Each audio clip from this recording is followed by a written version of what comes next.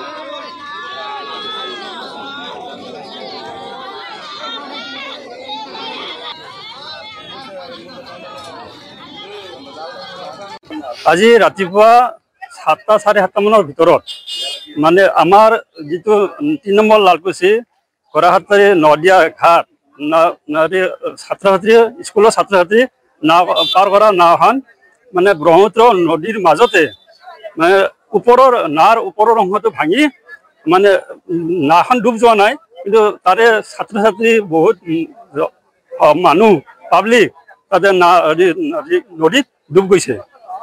সম্ভেদ পোৱা মতে তাৰে বহুত কেইজন উদ্ধাৰ হৈছে আৰু এতিয়ালৈকে 6-7জন মান পোৱা নাই। আমাৰ ৰাইজে তদাৰক কৰি আছে বস্তুখিনি, এতিয়ালৈ পোৱা নাই আৰু তাৰে মানুহে কিছুমানে উদ্ধাৰ কৰিছে, জীৱনতে উদ্ধাৰ হৈছে। এখনত মোটামুটি 100 পৰা 120জন মান মানুহ আছে আৰু সেইখিনি মানুহৰ মানে ছাত্ৰ ছাত্ৰী বেছিখিনি ছাত্ৰ ছাত্ৰী, তাৰে এতিয়ালৈ 6-7জন মান ছাত্ৰ ছাত্ৰীৰ আমি সম্ভেদ পোৱা নাই। এতিয়া আমাৰ ৰাইজে মানে নাৱৰীয়া 4-5খন নাৱলৈ বিচাৰ সম্পাদন কৰি আছে। তাত বহুত ধৰণৰ বহুতখন স্কুলৰ ছাত্ৰ ছাত্ৰী আহে, বামুণবৰী জনতা আৰু পেৰাধৰা আৰু বহুত মানে স্কুলৰ মানে ষ্টুডেণ্টবিলাক পাৰ হয়, কিন্তু যিটো নাওৰ কেপাচিটি আছিল তাতকৈ বেছি লড হৈ গৈছে। সেইকাৰণে এই ঘটনাটো তাৰমানে এনেকুৱা হৈ গ'ল।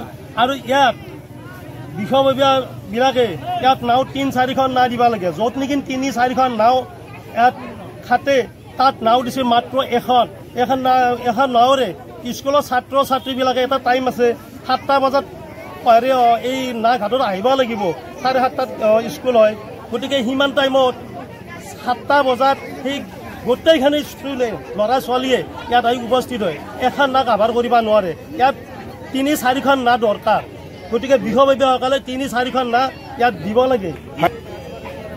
এইটো যিবিলাক বিষয়ববীয়া আছে বিষয়ববীয়াবিলাকে নিজৰ দায়িত্ব পালন কৰিব লাগে।